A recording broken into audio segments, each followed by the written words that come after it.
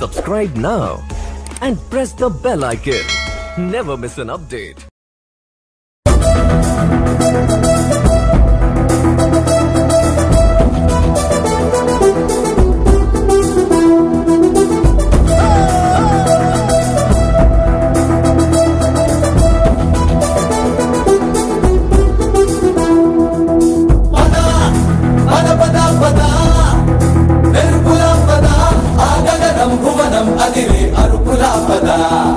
Welcome to ET unlimited. నవ్యాంధ్రప్రదేశ్లోని Janasena state coordinator అయినటువంటి గుంటూరు జిల్లాకు చెందిన మంగళగిరి నియోజకవర్గ జనసేన నాయకులు, ప్రముఖ కుటుంబం నుంచి వచ్చి ప్రముఖ వ్యాపారవేత్త, చేనేతకు సంబంధించి పెద్ద ఎత్తున సభ నిర్వహించినటువంటి పవన్ కళ్యాణ్ మంగళగిరి నియోజకవర్గం నుంచి చెందిన నాయకుడైనటువంటి చిల్లపల్లి శ్రీనివాసరావు గారితో ప్రత్యేక ముఖాముఖి. నమస్కారం సార్. నమస్తే అండి. ఎట్లా ఉన్నారు సార్? బాగున్నానండి, హ్యాపీ. మీరు ఎన్ని సంవత్సరాల నుంచి రాజకీయాల్లో ఉన్నారు? నేను యాక్చువల్గా మా ఫ్యామిలీ రాజకీయాల్లో మా ఫాదర్ అలా ఉన్నారు, కానీ నేనైతే first time in Janasena party మొన్న ఫిబ్రవరి నుంచి ఫుల్ ప్లెడ్జ్డ్గా దీంట్లో ఉన్నాను రాజకీయాల్లోకి. అంటే జనసేనలోకి ఎందుకు ఎంచుకున్నారు? ఇది చాలా స్వచ్ఛమైన పార్టీ అండి. అంటే మా యొక్క ఆలోచన, అంటే మా ఇప్పుడు ఉన్న యువత ఆలోచనకు అనుగుణంగా ఏం ఆశించకుండా వచ్చిన నేత పవన్ కళ్యాణ్ గారు ఆ పార్టీలో ఆకర్షితులే నేను దాంట్లోకి వచ్చాను. ఫిబ్రవరిలో వచ్చారు, 2018 ఫిబ్రవరి. అప్పటి నుంచి యాక్టివిటీస్ ఏమేం చేశారు పార్టీలో? అప్పటి నుంచి ఫస్ట్ మార్చి 14 సభ, జనసేన పార్టీ ఆవిర్భావ సభ, దానికి జిల్లా ఎత్తున మొత్తం మేము తిరిగి ప్రతి చోట ఆయన యొక్క సిద్ధాంతాలు చెప్పి, ఆయన మీటింగ్ యొక్క ప్రాముఖ్యత చెప్పి, ఆ మీటింగ్కి రావడం కోసం అందరికీ ప్రతి చోట గుంటూరు జిల్లాలో దాదాపుగా అన్ని కాన్స్టిట్యున్సీలు తిరిగి చెప్పాము. అంటే ఆ సభ విజయవంతం చేయాలని దాని గురించి.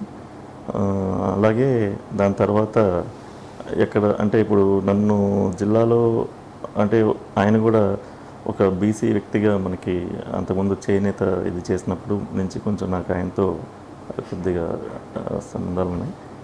దాని నిమిత్తం ఆయన కొంచెం జిల్లాలో కొంచెం మీరు ఫోకస్ చేయండి అని చెప్పి ఉన్నారు. అలా మేము జిల్లా మొత్తం తర్వాత కూడా తిరిగాం. అక్కడి నుంచి యాక్టివిటీస్ చేస్తూ ఉన్నాం.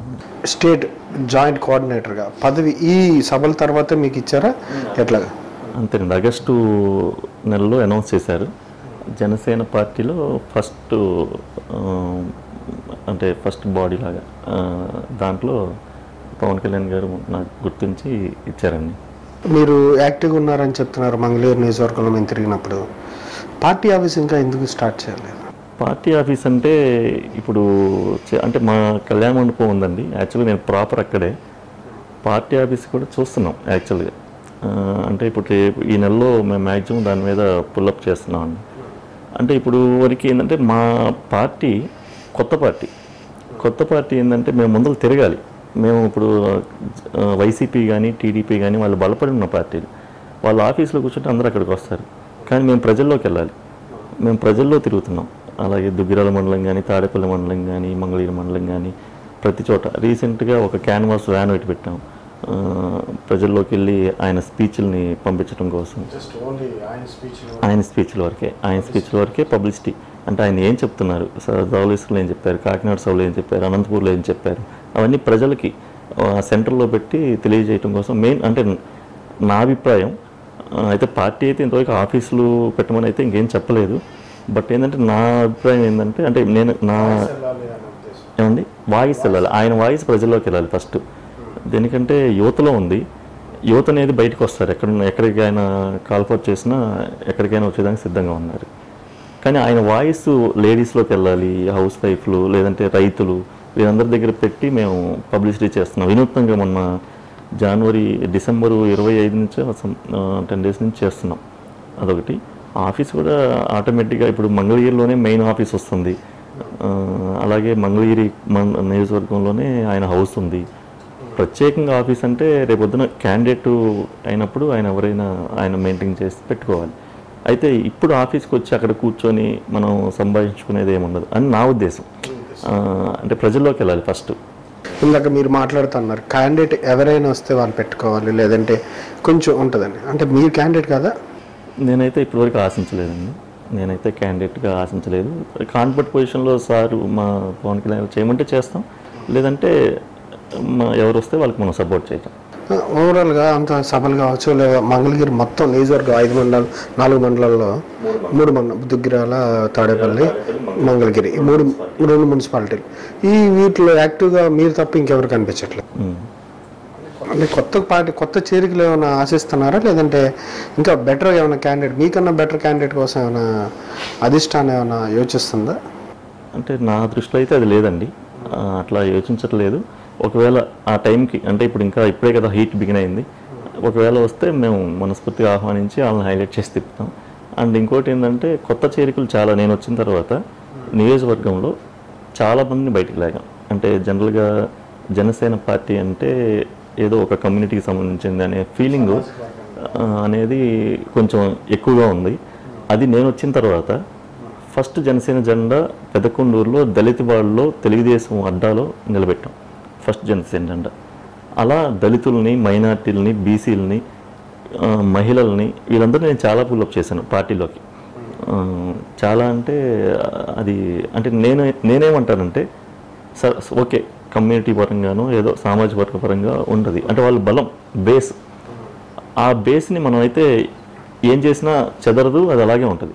కానీ ఆ ఒక్క బేస్తోనే పార్టీ నడవదు. అంటే నేను ఒక బీసీ సామాజిక వర్గం చేనేత నుంచి వచ్చాను కాబట్టి నేను అన్ని వర్గాలని అన్ని చోట్లకి నేను అట్టడుగు కిందకి వెళ్ళి అందరినీ తీసుకొని, అంటే మీరు నియోజకవర్గంలో చూస్తే ఫస్ట్ మార్చి 14న ఉన్న నియోజకవర్గంలో మేము మార్చి 14 ముందల మేము ఒక మీటింగ్ కండక్ట్ చేశాను. ఆ రోజున ఒక 1000 కార్యకర్తలు వచ్చారు. 1000 మందిలో నాకు ఆ రోజు అనిపించింది ఒక 90% ఆయన సామాజిక వర్గం వల్లే వచ్చారు. నాకు ఆ రోజున ఒకటే అనిపించింది, బయట వాళ్ళని లాగాలి మన పార్టీలోకి అనేది ఆ ఉద్దేశంతో నేను ముస్లిమ్స్, మైనార్టీలని, ఎస్సీ ఎస్టీలని చాలామందిని తీసుకొని వచ్చాను పార్టీలోకి. ఇప్పటికీ నాతో ఫాలో అవుతున్నారు. అలాగే మంగళగిరిలో చేనేత తర్వాత స్వర్ణకారులను కూడా తీసుకొని వచ్చాను. అలాగే విద్యావంతులు వాళ్ళిద్దరి మీద ఒక కాన్సెప్ట్ పెట్టి వాళ్ళని జాయినింగ్ ఒక 1000 పీపుల్ని జాయిన్ చేశాను ఆ రోజున. సభ్యత్వం కూడా చేశాను. ఎక్కువ మందిని పార్టీలోకి పుల్లప్ చేశాం, అంటే ఎక్కువ తీసుకున్నాం. స్టేట్ కోఆర్డినేటర్ కదా, అది జాయింట్ కోఆర్డినేటర్. మీ నియోజకవర్గంతో పాటు ఏ నియోజకవర్గాల మీద దృష్టి నిలిపారు? నేను తెనాలి చేశానండి, వేమూరు చేశాను, మంగళగిరి కాకుండా పొన్నూరు, రేపల్లె, గుంటూరు లేదు కానీ పొన్నూరు, వేమూరు, రేపల్లె, తెనాలి, మంగళగిరి ఇవైతే బాగా కాన్స్ట్రక్షన్ చేశానండి. ఇప్పటికీ చాలా బాగా రిసీవ్ చేసుకుంటారు అక్కడ, కొల్లూరు, లంక గ్రామాలు కానీ అవన్నీ. అలాగే రీసెంట్గా కొంచెం కర్నూలు జిల్లా ఒకసారి వెళ్ళమంటే అక్కడ కూడా వెళ్ళొచ్చాము. కర్నూలు జిల్లాలో కూడా నందికొట్కూరు, శ్రీశైలం కాన్స్టిట్యున్సీలో ఆత్మకూరులో ఒక సభ పెట్టాం. అంటే నేను కమాల్ బాయ్ అని చెప్పి మైనార్టీని మా స్టేట్ కోఆర్డినేటర్ ఇంకొక ఆయన ఇద్దరం కలిసి వెళ్ళి చేసాం అక్కడ కూడా వెరీ గుడ్ రెస్పాన్స్. కొంతమంది క్యాండిడేట్ని అంటే మా కోఆర్డినేటర్ పదవులు ఏంటంటే ఎవరిని ఎక్కడ తీసుకోవాలి లోపలికి అంటే సెర్చింగ్ లాగా, అంటే వాళ్ళని తీసుకొచ్చి బాస్కి మనం హ్యాండిల్ చేయాలి. అంటే వీళ్ళు ఈ పలానా చోట ఈ పలానా రఫీ గారు బాగున్నారు, ఆ పలానా చోట వీళ్ళు బాగున్నారు, అలాంటి వాళ్ళని మనం ఇంట్రడ్యూస్ చేయడం పార్టీకి. అలాగే రీసెంట్గా అనంతపూర్లో చేనేత రచ్చబండ అని ఒక కార్యక్రమం చేసాం మొన్న డిసెంబరు 2వ తారీఖు. అది కూడా చాలా బాగా రెస్పాన్స్ వచ్చింది గుట్లూరు గ్రామంలో, అది కూడా లీడ్ చేసాం. మీరు టెక్స్టైల్ రంగంలో ఉన్నారు, చేనేత విభాగానికి సంబంధించి కూడా చాలా ఉన్నాయి. మీ కుటుంబం కూడా చేనేత కుటుంబం. ఎట్లా ఉంది అసలు చేనేతల కుటుంబాల పరిస్థితి ఏంటి? ఎన్ని సమస్యలు ఎదుర్కొంటున్నారు? వీటి సమస్యల మీద జనసేన ఏ స్టాండ్ తీసుకుంది? చేనేతలు ఇప్పటివరకు ఎన్ని ప్రభుత్వాలు వచ్చినా కూడా చేనేతలని ఓటు బ్యాంక్గా వాడుకుంది, కానీ చేనేతలకి తగిన ప్రోత్సాహం లభించలేదు. ఇప్పుడు స్టేట్ మొత్తం మీద చేనేతలు అంటే దాదాపు 19 కులాలు ఉన్నారండి, ఉపకులాలు అన్నీ కలిపి 55 నుంచి 60 లక్షల మధ్యలో ఉన్నారు ఏపీలో. డివైడ్ అయిన తర్వాత కంబైన్డ్ ఉన్నప్పుడు 1 crore దాకా ఉన్నారు, డివైడ్ అయిన తర్వాత మనకి అంతమంది ఉన్నారు. అయితే ఇప్పటివరకు వాళ్ళని ఓటు బ్యాంక్ అని ఉపయోగించుకున్నారు ఎవరు వచ్చినా కూడా. దాన్ని మేము మా పవన్ కళ్యాణ్ గారు మా నాయకులు అలా కాదు మీకు అంటే ఆ రోజు చేనేత సత్యాగ్రహం సభకు వచ్చినప్పుడు ఆ రోజు చెప్పాడు, మిమ్మల్ని నేను ఆ కోణంతో చూడను, చేనేత కళాకారులుగా నేను గుర్తించి ఒక కళాకారుడికి ఇచ్చే గౌరవం నేను ఇస్తానని చెప్పి ఆ ఒక్క వర్డే నన్ను కదిలించింది. నేను అప్పటి నుంచి ఆయనకి ఫాలోవర్గా ఉంటున్నాను. ఆ కళాకారుడి దృష్టిలో ఆయనకి ఎలాంటి గౌరవం ఇస్తారో అలాంటి గౌరవం మా పార్టీలో, జనసేన పార్టీలో మా అధినాయకుడు పవన్ కళ్యాణ్ గారు ఇస్తారనే భావంతో మేము ముందుకెళ్తున్నారు. ఇలా మాట్లాడుతూ మా బాస్కి అంతా ఎవరెవరు పనిచేస్తున్నారని చెప్పాలన్నారు. ఆయన స్టేజ్ మీద కూడా సింగిల్గా వచ్చి చేస్తున్నారు. మీలాంటి వాళ్ళకో లేదంటే బ్యాక్ బోన్ ఇంకో వేరే వాళ్ళకి ఎవరికి స్టేజ్ మీద స్పేస్ కానీ లేదంటే ఆ రకమైనటువంటి ఆకర్షణ శక్తి లేకపోవడం వల్ల స్టేజ్ మీద స్పేస్ లేదంటే మొత్తం తానే ఉండి నడిపించగలిగే శక్తి ఉందనా? ఆయన అలా అని వెళ్ళిపోవట్లేదండి. అంటే నా ఒపీనియన్ ఏంటంటే 1 to 10 వరకు మా పార్టీలో పవన్ కళ్యాణ్ గారిని దృష్టిలో పెట్టుకుంటారు ఎవరైనా సరే. ఇన్ని లక్షల కోట్ల మంది అభిమానులు కానీ, జనసేన కార్యకర్తలు కానీ ఆయన స్పీచ్ ఆయన కోసమే వెయిట్ చేస్తారు 1 to 10. అలాగే స్టేజ్ మీద కూడా ఆయన వచ్చేవరకు ముందలు చెప్తాం, మేమంతా చెప్తాం మీటింగ్లు. ఆయన వచ్చిన తర్వాత మాత్రం ఎవరు చెప్పడానికి కార్యకర్తలు కానీ జనసేన వీళ్ళంతా ఎవరు కూడా యాక్సెప్ట్ చేయరు. ఆయన వచ్చిన తర్వాత వెయిట్ చేయలేరు, అప్పటికే ఊగిపోతూ ఉంటుంది ఆ ప్రవాహం. మేము మన ధవళేశ్వరంలో చూసాం, అనంతపూర్లో చూసాం. ఆ యొక్క ప్రవాహం ఏంటంటే భయం వేస్తుంటుంది. అసలు ఆయన అంటే ఆయన్ని మేము హ్యాండిల్ జాగ్రత్తగా చూసుకోవాలి. అది చూస్తుంటే మేము ధవళేశ్వరంలో అయితే ఇలా షేక్ అయిపోయింది.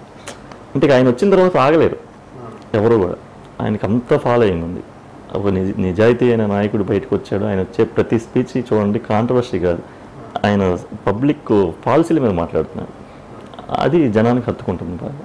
మీరు ధవళేశ్వరం కావచ్చు, అనంతపురం కావచ్చు, ఈ ఎంత గ్రాండ్ సక్సెస్ అయిన తర్వాత ఒక్కసారిగా జనసేనకి మొత్తం టర్న్ తిరిగినట్టు ఒకసారి రాజకీయంగా హైట్ పెరిగింది.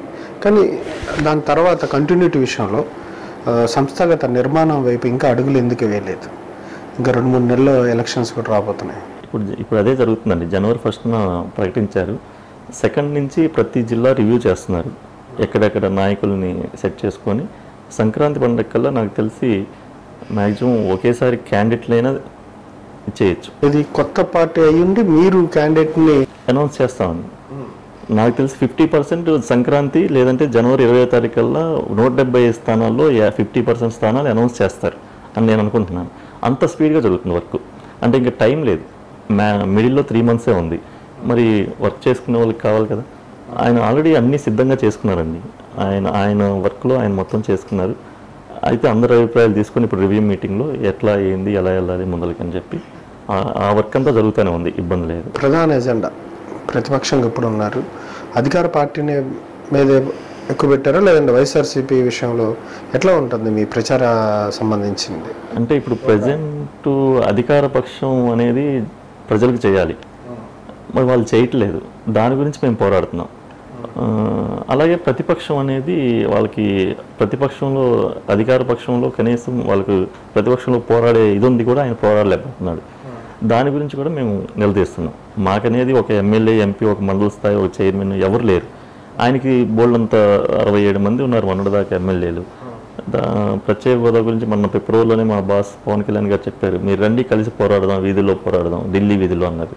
కానీ వాళ్ళు ఇప్పుడు ఎలక్షన్ మూమెంట్కి వచ్చేప్పటికి వాళ్ళు మేమంటే మేమని పోటీ పడుతున్నారు. కానీ నిజంగా వీళ్ళకి చిత్తశుద్ధి ఉంటే అదే రోజున వాళ్ళు బిగిన్ చేయాలి. ప్రత్యేక హోదా దేనికి ఎవరు వాళ్ళ బాబు గారు సత్తా ఇవాళ తెచ్చి తీరాలి. మనం పోరాడితే దేనికి రాదు. అందుకే మా పవన్ కళ్యాణ్ గారు అంటారు పోరాడితే పోయేదేం లేదని చెప్పి. అది అదే మెయిన్గా మంగళగిరి నియోజకవర్గానికి ప్రధాన సమస్య ఏంటి? మంగళగిరి నియోజకవర్గంలో ఏంటంటే ఇది రాజధాని అండి. రాజధానిలో దరిదాపుల్లో 27 గ్రామాల దాకా మంగళగిరి నియోజకవర్గంలో ఉన్నాయి సుమారుగా. అంటే మొత్తం అంటే క్లారిటీగా CRDA దీంట్లోకి వచ్చినాయి. ఈరోజు ప్రధానంగా ఏంటంటే ఈ రైతులు భూములు ఒకటి తీసుకొని వాళ్ళు గవర్నమెంట్ ప్రభుత్వం రియల్ ఎస్టేట్ వ్యాపారంలాగా చేసింది. నిజంగా నిజమైన రైతు ఎవరు బాగుపడలే. ఎవరైతే కొనుక్కొని రియల్ ఎస్టేట్ వ్యాపారం చేసుకున్నారో వాళ్ళు చేసుకున్నారు. ఇవాళ రైతులు చాలా ఇబ్బంది పడుతున్నారు. రైతులు రాజధానిలో అంటే వాళ్ళకి కౌలు భూమి తీసుకుంటే కౌలు ఇచ్చారు, దాంతోపాటు ప్లాట్లు ఇస్తున్నారు, ప్రభుత్వం ఏదో చెప్తా ఉంది. మీరు అనుకున్నట్టు ఏ విషయంలో పూర్తిగా వాళ్ళకి వ్యవసాయం అనేది ఇష్టంగా చేసేవాళ్ళు వాళ్ళ రైతు కష్టంగా మారిందంటారా? వాళ్ళని ప్రోత్సహించాలండి, రైతుని ప్రోత్సహించాలి. రైతు ఇప్పుడు నేను చేయగలనా రైతు చేసేది, మీరు చేయగలరా? చేయలేం కదా. అదే రైతుని రైతు యొక్క భూమిని రియల్ ఎస్టేట్గా చేసేస్తే ఆ రైతు పోతే మనం రేపొద్దున తినడానికి తిండి కూడా దొరకదేమో. ఆయన ప్రోత్సహించాలని పోయి అలాంటి ఏదో ఈయన వాస్తు ఇస్తని చెప్పి అలాంటి ఏరియాలో తీసుకొచ్చి పెట్టాడు. 3 పంటలు పండే పంటల్లో భూముల్లో పెట్టాడు. రేపొద్దున ఈ యొక్క ఎఫెక్ట్ రేపు ఫ్యూచర్లో తెలుస్తుందండి మనం నెక్స్ట్ తరానికి. ఇవన్నీ డెఫినెట్గా అండి. ఇప్పుడు గవర్నమెంట్ తరపున ఈ టైంలో ఈ పంట వేయండి, ఈ టైంలో ఈ పంట వేయండి అని చెప్పి ఆఫీసులు అయితే ఉన్నారు, కానీ వాళ్ళు 4 గోడల మధ్య పరిమితం అయ్యారు. రైతులకు సరైన గైడెన్స్ ఏది లేకపోగా రైతుల భూములు లాక్కొని ఈయన బిల్డింగ్లు కడతానంటే ఈయన సొంత ఇల్లా, రాజధాని కడతానని చెప్పి ఇప్పటికే 5 ఏళ్ళు అయింది. ఈ రోజు వరకు సరైన రోడ్ లేదు. అంటే ఇది ఎన్ని సంవత్సరాలు? సింగపూర్ అంటున్నారు, ఎన్ని సంవత్సరాలు పట్టింది? హైదరాబాద్ అంటున్నారు, దాదాపు 40-50 సంవత్సరాల నుంచి డెవలప్ అయితే కానీ ఈ స్టేజ్కి రాలే. ఈయన అప్పుడే వచ్చేస్తా, 5 ఏళ్ళలో వచ్చేస్తుందా? అది ఆయన తెలియదని 40 ఏళ్ళు అనుభవం ఉన్నాయి ఆయన తెలియాలి కదా. ఆ రోజున సింగపూర్ అది ఇదని చెప్పి అన్నారు, అది లేదు. కానీ అదే విషయంలో చంద్రబాబు గారి మీద నమ్మకంతోనే పవన్ కళ్యాణ్ గారు కూడా మద్దతు ఇచ్చి చేశారు. ఎక్కడ తేడా వచ్చింది? తేడా అంటే ఇదేనండి, రైతులను మోసం చేశారు, రైతులను మెయిన్ మోసం చేశారు, ఇబ్బంది పడుతున్నారు. వీళ్ళంతా వెళ్ళి ఆయన్ని కలిసి ఇలా గోడు చెప్పుకున్నప్పుడు ఆయన ఫస్ట్ టైం బేతపూడిలో వచ్చి రైతులతో కూర్చున్నప్పుడు ఆయన ఇన్ని చెప్పి, నేను ఆ రోజే చెప్పాను పద్ధతి ఇచ్చినప్పుడు, ఆయన తేడా వస్తే నేను మీ తరపున పోరాడతాను గవర్నమెంట్ మీద అన్నాడు. ఆ మాట మీద ఈయన మొన్న మార్చి 14న బయటకు వచ్చి చెప్పడం జరిగింది. ఈయన 4 సంవత్సరాల నుంచి జగన్ గారు అవి ఇవి చెప్తున్నారు, కానీ ప్రజలు ఎవరు నమ్మల. ఎప్పుడైతే పవన్ కళ్యాణ్ గారు మా నాయకుడు వచ్చి బయటికి చెప్పాడో ఇది నిజం అని చెప్పి నిజంగా జనం తెలుసుకున్నారు, ఇట్లా జరుగుతుందా అని చెప్పి. అప్పటి వరకు ఎవరు విశ్వసించారు జగన్ గారి మాటలు కూడా. శ్రీకాకుళం సంబంధించి ఉద్దానం కావచ్చు, లేదా ఇంకో సమస్య కావచ్చు, అట్లాంటి ఇష్యూని ఇక్కడ ఏమైనా ఫోకస్ చేశారా? ఈ గుంటూరు కృష్ణా జిల్లాలకు సంబంధించి ఇక్కడ మెయిన్ రైతుల సమస్యలు ఎక్కువ ఉన్నాయండి. అలాగే ఇప్పుడు సపోజ్ మా మంగళగిరి ఉంది, మంగళగిరిలో చేనేత చచ్చిపోయింది. ఎవరికాళ్ళు స్వర్ణకారులు కన్వర్ట్ అయ్యి, లేదంటే విజయవాడ వలస వచ్చేసి రోజుకి నాకు తెలిసి 15,000 మంది మంగళగిరి కాన్స్టిట్యున్సీ నుంచి విజయవాడ వలసకు వస్తున్నారు. అంటే ఇంటూ వాళ్ళ ఫ్యామిలీస్, అంటే దగ్గర 50-60 మంది. అంటే అక్కడ ఏం లేదు, అంతా విజయవాడ వచ్చా లేదంటే గుంటూరులో ఇలా బతుకు తెరువు తెచ్చుకుంటున్నారు. ఆ ఉన్న కళని బతికించి వాళ్ళకి అక్కడ క్లస్టర్లను ఇంకోటనో వేయించి చేస్తే బాగుంటుందని మేము అనుకుంటున్నాం. అది మా మేనిఫెస్టోలో కూడా పెట్టారు. రేపు సంక్రాంతి పండుగకి చెప్తారనుకుంటా నాకు తెలిసి. జనసేన నాయకుడు మీద పవన్ కళ్యాణ్ గారికి ఉన్న చరిష్మా కానీ, లేదంటే హీరోగా ఉన్నటువంటి చూసి ఓట్లే వస్తాయని ఆశిస్తున్నారా, లేదంటే మీ మేనిఫెస్టో నమ్ముకొని ప్రజల్లోకి వెళ్ళి వివరాలు ఏమైనా అందజేయడం కానీ పబ్లిసిటీ చేయడం చేస్తున్నారా? మా బలం మా నాయకుడు పవన్ కళ్యాణ్ గారు, మా పార్టీ, ఆయన బలం, అలాగే ఆయన భావాలు, ఆయన మేనిఫెస్టో, ఇవన్నీ కలిపి ప్రజల్లోకి తీసుకెళ్తున్నాం. డెఫినెట్గా మంచి స్పందన వస్తుంది. రేపు 2019 రేపు మేము అధికారంలోకి రావడానికి మా వంతు మా ప్రయత్నం మేము చేస్తున్నాం. మేనిఫెస్టో మీరు చూస్తూనే ఉన్నారు, 2,500 నుంచి 3,500కి గ్రేషన్ ఫ్రీ. అది వీళ్ళు అంటే మా చేతిలో మీడియా లేదు, మాఫియా లేదు, మనీ లేదు, ఈ 3 లేవు మా చేతిలో. ఆ 3 లేనప్పుడు జనంలోకి వెళ్ళడానికి మేము మా జనసైనికులు కష్టపడుతున్నారు. ఈ మధ్య 1000 కోట్ల వరకు డీల్ ఏదో జరిగిందని సోషల్ మీడియాలో వస్తాయి. అది మీరు కొంచెం దగ్గరగా ఉంటారు కదా, అసలు ఇవన్నీ ఏంటి, మేము పని కట్టుకొని చేస్తున్నారా? అలాంటివన్నీ వాస్తవం కాదండి. మా నాయకుడు అలాంటి ప్రలోభాలకు లొంగడు. వీళ్ళంతా ఏంటంటే గుడ్డ కాల్చి వేయటం అనే రేపు చేస్తున్నారు అనమాట. మొన్న చంద్రబాబు నాయుడు గారు చెప్పింది కూడా అదే ఉద్దేశం. ఈయన చెప్తే ఆయన తెచ్చిపోయి ఆయన కామెంట్లు. అంటే వీళ్ళిద్దరికీ టార్గెట్ మా బాస్ మా పవన్ కళ్యాణ్ గారు అయ్యారు, మా జనసేన పార్టీ మా నాయకుడు అయ్యారు. అంటే రేపొద్దున ఈయన లేనిదే వాళ్ళు లేరు అనే ఉద్దేశంతో. లేదంటే రేపు తప్పకుండా ఈయన లేనిదే ఆంధ్రప్రదేశ్ రాజకీయాలు నడవవు, అది మాత్రం వాస్తవం, అందులో డౌట్ లేదు. కింగ్ మేకర్ అవుతారు, కింగే అవుతారండి, కింగ్ మేకర్ కాదు, కింగే అవుతారు. సెంట్రల్ని శాసిస్తాడు, మీరు అది రాసి పెట్టుకోండి, సెంట్రల్ని శాసిస్తాడు. ఈయన రాష్ట్ర స్థాయి నాయకుడు కాదు మా బాస్. అది అంటే ఆయన తర్వాత మళ్ళీ ఎంపీగా కంటెస్ట్ చేస్తారా ఎట్లా? ఆయన ఒకటే అడుగుతున్నాడండి, మొన్న చెన్నైలో ప్రెస్ మీట్ పెట్టి మన దక్షిణ భారతదేశం నుంచి దగ్గర 180 మంది ఎంపీలు వెళ్తున్నారు, మన రెవెన్యూ ఎంత వెళ్తుంది, మనకు వచ్చే ఇన్పుట్ ఎంత వస్తుంది కేంద్రం నుంచి. సపోజ్ అంటే ఉదాహరణకి మన నుంచి 100 కోట్లు ట్యాక్స్ రూపంలో వెళ్తే మనకి 20 కోట్లు 30 కోట్లు పెట్టి మనం డెవలప్మెంట్ చేస్తున్నారు. మిగతా అన్నీ కూడా నార్త్ సైడ్ అంటే బీహార్ అవ్వచ్చు, యూపీ అవ్వచ్చు, ట్యాక్స్ కట్టలేని వాళ్ళకి డెవలప్మెంట్ చేస్తున్నారు. కానీ మనకి మాత్రం మన దక్షిణ భారతదేశాన్ని మాత్రం చాలా చిన్న చూపు చూస్తున్నారని చెప్పి ఈయన చాలా మంచి పాయింట్లు లేవనెత్తారు. ఈ రోజు వరకు ఎవరు కూడా దాన్ని టచ్ చేయలేదు. మనకెందుకు అని చెప్పి ఊరుకున్నారు ఈయన తెలుగుదేశం వాళ్ళు. కానీ అంటే అది వేర్పాటువాదానికి దారితీస్తుంది కదా. వేర్పాటువాదం అనేది మాత్రం అనలేదండి. వేర్పాటువాదం కాదు, మాకు ఇచ్చే ఫండ్స్, మేము ఇచ్చే ట్యాక్స్ రూపంలో వచ్చే రెవెన్యూని మాకు కనీసం 90% అన్న మాకు ఖర్చు పెట్టండి, లేదంటే మాకు ఒక క్యాపిటల్ని సపరేట్గా, అంటే ప్రధానమంత్రి కాదండి, ఒక క్యాపిటల్ అంటే ఒక అడ్మినిస్ట్రేషన్, ఒక హైదరాబాదు లేదంటే చెన్నై ఒకటి పెట్టి ఇక్కడ నుంచి ఈ ట్యాక్స్ ఎక్కడికి వెళ్ళాలి, ఇక్కడే మాకు డెవలప్ అవ్వాలి అనేది లేపుతున్నాం. వేర్పాటువాదం అనేది వాదన కాదు, వీళ్ళు అలా తప్పించుకుంటున్నారు. అంటే వీళ్ళు కూడా సపోర్ట్ చేస్తే ఎక్కడ పవన్ కళ్యాణ్ గారు హైలైట్ అవుతారో అనే ఉద్దేశంతో వీళ్ళు అలా తప్పించుకుంటున్నారు అనమాట. వేర్పాటువాదం ఈయన ఎలా చేస్తున్నారు చూసారా, వేర్పాటువాదం అని, అది రాంగ్. ఇవాళ రాజకీయాలన్నీ డబ్బు చుట్టూ తిరుగుతున్నాయి, కొత్తగా పెట్టారంటున్నారు. దీంతో పాటు డబ్బు కూడా కొంచెం నిజాయితీ పరు. ఈ విషయాన్ని ఎలా మేనేజ్ చేస్తారు? ఎలక్షన్స్ అంటే చాలా మనీతో కూడుకుంది కదా, దీన్ని ఎలా మేనేజ్ చేయడానికి ప్లాన్ వేశారు? మాకు డబ్బు అవసరం లేదండి, ఎందుకంటే లాస్ట్ టైం ప్రజారాజ్యం అప్పుడు ఓటు ఎవరైతే కొత్తగా వచ్చిన ఓటు ఉన్నారో, అలాగే 2014, 2009, 2014, 2019 ఈ జనరేషను దాదాపు ఈ రోజున 65% ఓటింగ్లో ఉన్నారు. వీళ్ళెవరు కూడా డబ్బు గురించి ఆశించట్లేదు. పాత తరం వాళ్ళు, అంతకుముందు వాళ్ళు డబ్బు ఇస్తే వాళ్ళకి న్యాయం చేద్దామని చెప్పి ఏదో అటు 2 ఓట్లు ఇటు 2 ఓట్లు వేసారు. ఇప్పుడు తరం డబ్బు గురించి ఆశించట్లేదు. ఇది ఎవరు ఒప్పుకున్నా ఒప్పుకోకపోయినా ఈయన ఒక ఆయన 20 కోట్లు, ఒక ఆయన 25 కోట్లు వీళ్ళంతా రెడీ చేసుకుని కూర్చున్నారు అంటున్నారు. డబ్బు అనేది అంత ప్రాధాన్యత అనేది సంతరించుకోదని మా పార్టీకి డబ్బు అవసరం లేదు. అంటే మేము పాలసీల మీద వెళ్తున్నాం. ఆ పాలసీలు వర్కౌట్ చేసే నాయకుడు వాళ్ళ జనానికి కావాలి, అది ఆశిస్తున్నారు జనం, డబ్బు కాదు. ఇంతకుముందులాగా డబ్బు పెట్టి జనాన్ని కొని వీళ్ళు ఎక్కి తొక్కించుకోవడానికి ఎవరు వాళ్ళు సిద్ధంగా లేరు. అది అంటే మా నాయకుడి అభిప్రాయం, మా అభిప్రాయం, మా జనసేన పార్టీ అభిప్రాయం. మీకు పవన్ కళ్యాణ్ గారికి అనుబంధం అట్లా ఉంటుంది, ఆయన దగ్గరగా చూస్తున్నారు కదా, ఆయన బిహేవియర్ కార్యకర్తలతో కావచ్చు, లేకపోతే స్టేట్ లీడర్తో కావచ్చు, జిల్లా లీడర్స్తో ఎట్లా ఉంటుంది? ఆయన మాట్లాడడం తక్కువ, కొంచెం కోపంగా ఉంటారు అని కూడా ఈ మధ్య వస్తున్నాయి. ఏం కాదండి, ఆయన చిన్న వయసులోనే చాలా మెచ్యూర్డ్ పొలిటీషియన్గా మాట్లాడుతున్నారు. ప్రతి ఒక్కళ్ళ వినతులు, ప్రతి ఒక్కళ్ళు చెప్పినవి ఆయన స్వీకరిస్తారు. దానికి రెమెడీ ఏందని మమ్మల్ని అడుగుతారు, ఆయన చెప్తారు.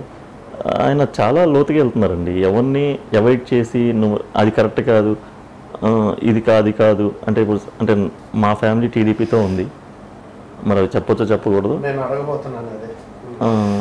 అంటే అలా కాదు. అంటే కొన్ని దగ్గరగా చూసిన సందర్భాలు, చంద్రబాబు నాయుడు గారు ఉన్నారు, ఏది చెప్పినా అలాగే అమ్మ నాకు తెలుసు అంటాడు. మరి ఆయన ఎవరు కామెంట్ చేయరు. ఈయన అలాగా ఇదైతే ఇదేంది అని ఈయన అడుగుతారు పవన్ కళ్యాణ్ గారు, వాళ్ళు అడగరు. అలాగే అమ్మా, ఓకే నాకు తెలుసులే, నేను చూసుకుంటా అమ్మా నాకు తెలుసు, ఈ టైప్లో చెప్తారు. మా పవన్ కళ్యాణ్ గారు అలా కాదు, ఈయన ప్రతిదీ తెలుసుకుంటాడు. నిత్య స్టూడెంట్ అనమాట ఈయన, ప్రతిరోజు స్టూడెంట్ లాగానే గురువు దగ్గర నేర్చుకున్నట్టే. అంటే నేను చిన్నవాడినైనా ఇంకా చిన్నవాళ్ళ దగ్గర అయినా కానీ ఆయన ప్రతిదీ ఆయన క్షుణ్ణంగా ఆలోచిస్తాడు, వింటాడు, దాని రెమెడీ ఏంది, దానికి ఎట్లా చేయాలి మనం ఏంటి అని ఆలోచిస్తాడు. అలాంటి నాయకుడు మా పవన్ కళ్యాణ్ గారు. అది ఒక కారణం అంటారు, అట్లా ఉండడం కూడా ఇవాళ నచ్చట్లేదు అంటారా? అది అంటే మేమైతే అలా అనుకోవట్లేదు కదా. ఇప్పుడు మాకు అధికార ప్రతిపక్షంలో వాళ్ళు చెప్తారు, 100 చెప్తారు. మీ కుటుంబం ఎప్పుడు తెలుగుదేశం పార్టీకి సానుభూతిపరులుగా ఫస్ట్ నుంచి ఉన్నారు, మీ నాన్నగారు కూడా ఎప్పటి నుంచో ఉన్నారు, మీ అన్నయ్య గారు వైకాపాలో ఉన్నారు, రాష్ట్ర చేనేత భాగం సంబంధించి. అక్కడి నుంచి మిమ్మల్ని అపోజ్ చేశారని, మీరు జనసేనలో యాక్టివ్గా ఉండొద్దు, రేపొద్దున నువ్వే ఎమ్మెల్యే క్యాండిడేట్ అవుతావు, మళ్ళీ కుటుంబం నుంచి వేరేగా వెళ్తుంది, అలాంటివి ఏమైనా మీ మధ్య ఏమైనా వీటికి సంబంధించిన మనస్పర్ధలు ఏమైనా వచ్చినాయి? అలాంటిది ఏం లేదండి. 2014లో కూడా మీకు టికెట్ ఇస్తా ఉన్నట్టుగా వైకాపా నుంచి. అలాంటిది ఏం లేదు, అసలు ఆ స్థాయి కూడా నాది కాదు, అలాంటిది ఏం లేదు. కాకపోతే ఏంటంటే కొంచెం కమ్యూనిటీ పరంగా కొంచెం ఫైట్ చేసాం అంతే తప్ప మనది ఆ స్థాయి కాదు. నాకింత ఇప్పుడు 42 ఇప్పుడు అంతే. కాకపోతే ఏంటంటే 1997 అనుకుంటా నా మిస్సెస్కి మంగళగిరి మున్సిపల్ చైర్మన్ ఇస్తామని చెప్పి టీడీపీలో చాలా ప్రెజర్ పెట్టారు. మా బాబు అప్పటికి 1 ఇయర్, అంటే 1 ఇయర్ బేబీతో చేయలేమని చెప్పి ఆ టైంలో మేము తీసుకోకపోవడం జరిగింది. ఆ టైంలోనే తెలుగుదేశం వాళ్ళు చాలా నాయకులంతా కూడా చాలా గొడవ పెట్టారు, మీ వల్ల మంగళగిరి మున్సిపాలిటీలో తెలుగుదేశం జెండా ఎగరలేకుండా అవుతుంది, ఆలోచించుకోండి అన్నారు. బట్ ఏంటంటే ఫ్యామిలీ ప్రాబ్లం అని చెప్పి నేను అవాయిడ్ చేస్తాను. అప్పుడు ఆ టైంలోనే కాండ్రు కమల కాంగ్రెస్ తరఫున గెలిచి మొన్నటిదాకా ఎమ్మెల్యేగా చేసింది. ఆ టైంలోనే మీకు ఒకవేళ మీరు తీసుకుని ఉండే ఛాన్స్ మీరు కూడా అయ్యుండేదేమో. రీసెంట్గా చంద్రబాబు నాయుడు గారు పవన్ కళ్యాణ్ని కలిసి రమ్మని చెప్పి అడిగారు. పొత్తులో భాగంగా కావచ్చు, లేదంటే మాకు సపోర్ట్ చేయమని అడిగారు. మీడియా పరంగా పవన్ కళ్యాణ్ గారిని చంద్రబాబు గారు అడిగారు. అంటే స్ట్రాటజీ ఆలోచిస్తే కొంచెం మైండ్ గేమ్ అనుకోవాలి ఇది. అంటే తెలుగుదేశానికి లేదా జనసేన కొత్తగా ఓటేయాలనుకున్న రేపొద్దున ఎలక్షన్ తర్వాత జనసేన తెలుగుదేశంతో పొత్తుతో ప్రభుత్వం ఏర్పాటు చేయడానికి సహకరిస్తుంది అనే సంకేతాలు జనాల్లో తీసుకెళ్ళడానికి, మిమ్మల్ని బలహీనపరచడానికి ఒక కారణం అయ్యుండొచ్చు అండి. అలా కూడా అయ్యుండొచ్చు. లేదంటే ఆయనకు కూడా ఏమన్నా ఆశ ఉండొచ్చు, కలిస్తే బాగుంటుంది అనేది ఆశ. అంటే డైరెక్ట్గా లేక మీడియా పరంగా అని ఉండొచ్చు. కానీ మా నాయకుడు ఒక సీట్ వచ్చినా నేను బయట పోరాడుతాను తప్పితే చాలా స్ట్రాంగ్గా ఉన్నాను. నేను పోరాడడానికి వచ్చాను కానీ పదవుల కోసం కాదని. మీ వరకు ఏమనిపిస్తుంది? పొత్తుతో వెళ్తే బాగుంటుంది అనిపిస్తుందా? లేదండి, మనం వాల్యూస్ దెబ్బతింటాయి. అంటే అది ఎలక్షన్ అయిన తర్వాత మనకు తెలియదు దాని గురించి. మేమైతే ఎలక్షన్ ముందులో ఎటువంటి పొత్తులు పెట్టుకోం.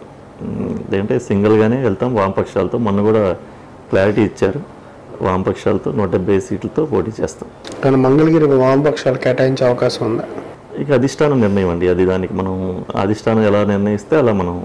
మీరు పదవులు అవసరం లేదు, పనిచేస్తాను అన్నారు.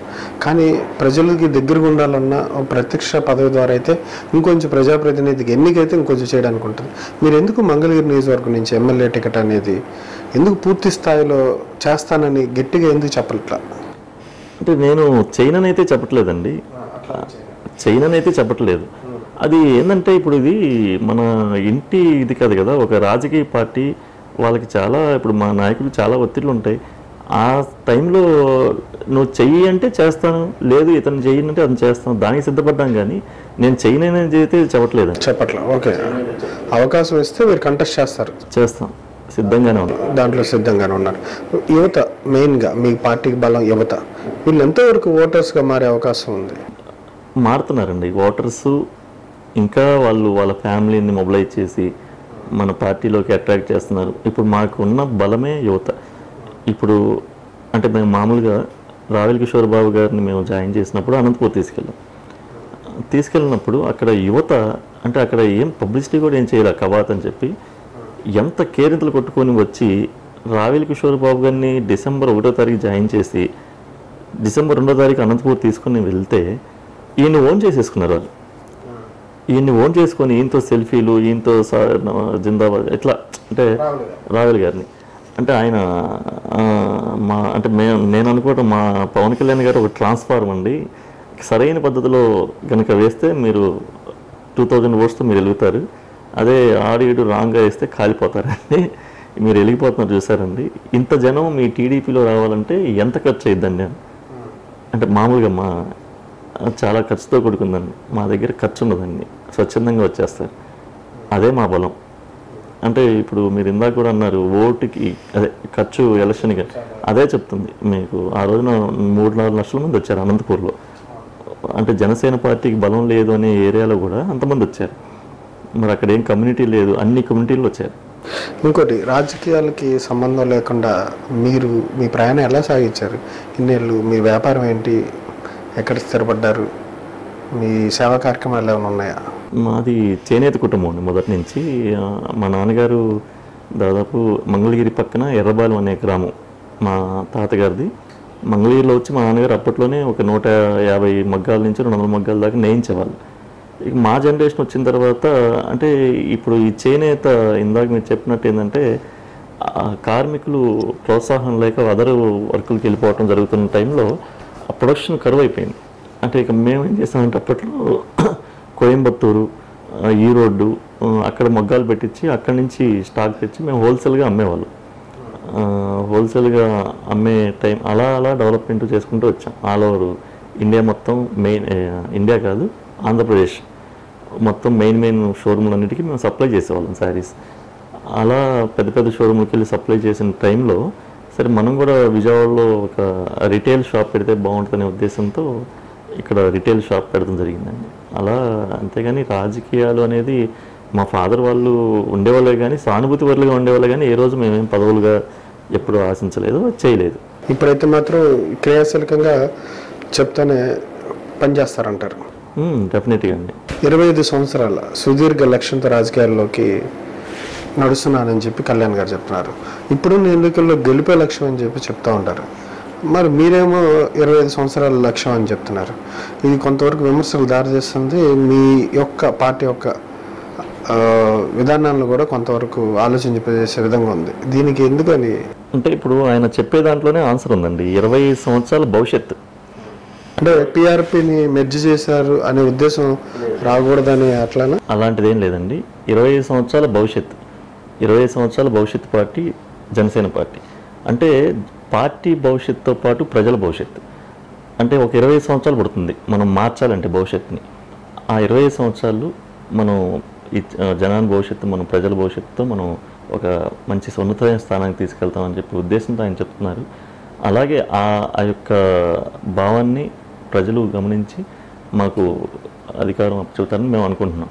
పోలవరం సంబంధించి రైతుల గురించి కష్టాలు చెప్తున్నారు. పోలవరం నిర్మాణం తెలుగుదేశం ప్రతిష్టాత్మక తీసుకుందని ఏవో చెప్తా ఉన్నారు. రోజు కూడా దాని సమీక్షలు, దాని మీద మీ కామెంట్? పోలవరం అనేది జాతీయ ప్రాజెక్ట్ అండి. ఈయన ఓన్ చేసుకున్నాడు. మరి ఎందుకు ఆయనకి అవసరం వచ్చిందో నాకు తెలియట్లేదు. జాతీయంగా పోరాడి దాన్ని స్పీడప్ చేయాలి. కానీ నేను చేస్తానంటే ఈయన సొంత ఇల్లు అండి పోలవరం ప్రాజెక్టు. అంటే పోలవరం కట్టడం కూడా కరెక్ట్ కాదంటారా? కడతం చాలా కరెక్ట్ అండి. చాలా అది కావాలి పోలవరం ప్రాజెక్టు. కానీ దాన్ని అమలు చేసే విధానం అది కరెక్ట్ కాదు.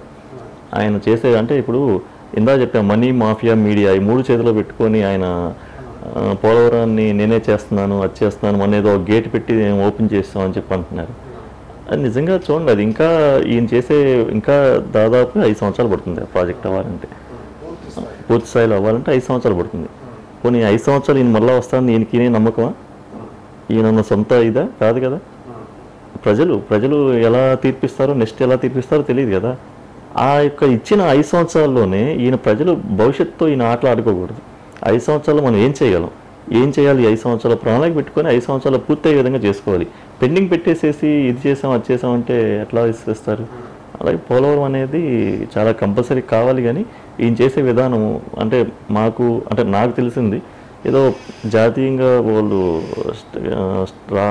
కేంద్రం ఏదో నిధులు ఇస్తే ఈయనేదో ఉల్లంఘన చేశారని చెప్పి వాళ్ళకి ఈయనకేదో తేడా వచ్చిందని చెప్పి అనే ఉద్దేశంతో అది వాళ్ళకి చెడిందని చెప్పి నేనే చేసుకుంటాను ఇలా కమిషన్లు రేట్లు దాని గురించి అనుకుంటున్నాను. నేనైతే కమిషన్ల గురించి చేస్తున్నారంటారు అయితే పోలవరం నిర్మాణం అనుకుంటున్నాను నేను. మరి రేపు ఏదో మరి 2,000 కోట్లు ఖర్చు పెడడానికి సిద్ధంగా ఉన్నారు అంటున్నారు తెలుగుదేశం వాళ్ళు.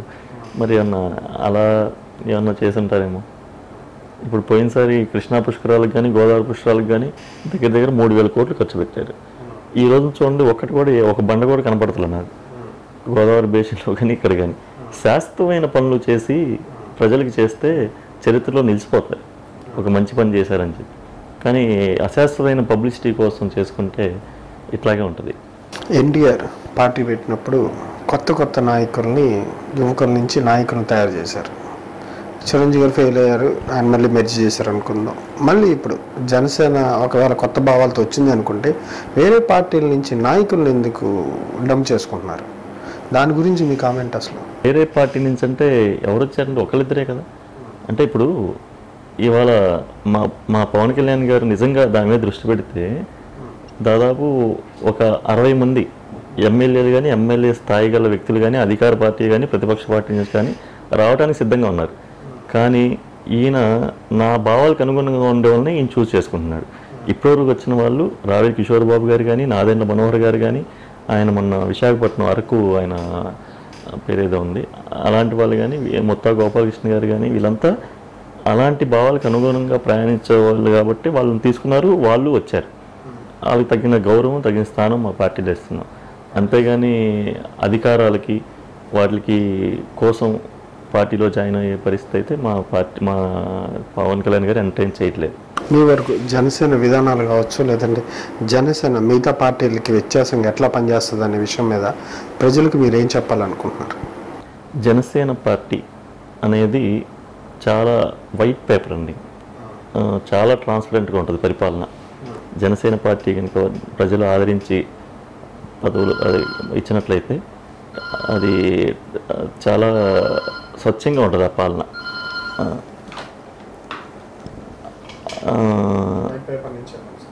వైట్ పేపర్ ట్రాన్స్పరెంట్గా ఉంటుంది మా పరిపాలన.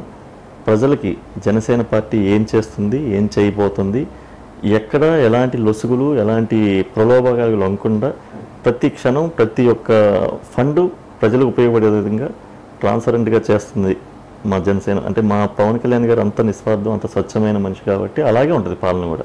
ఫండ్స్ కలెక్ట్ చేసిన విషయంలో కొన్ని వచ్చినాయి, మీడియాలో కూడా ఒకసారి 2-3 సార్లు స్ట్రోల్ అయినాయి. వాటికి సంబంధించి విధానం అమలు చేస్తున్నారు? అన్ని పార్టీలతో పాటే విధానం అమలు చేస్తున్నారు, ఇంకా వేరే స్ట్రాటజీ ఏమన్నా? ఇప్పుడు జనరల్గా మా దగ్గర అధికారాలు లభించిన హిస్టరీ అయితే ఏం లేదండి. ఫండ్స్ అనేది పార్టీకి ఎంతో కొంత కావాలి, కొంచెం ఖర్చులకి వాటికి.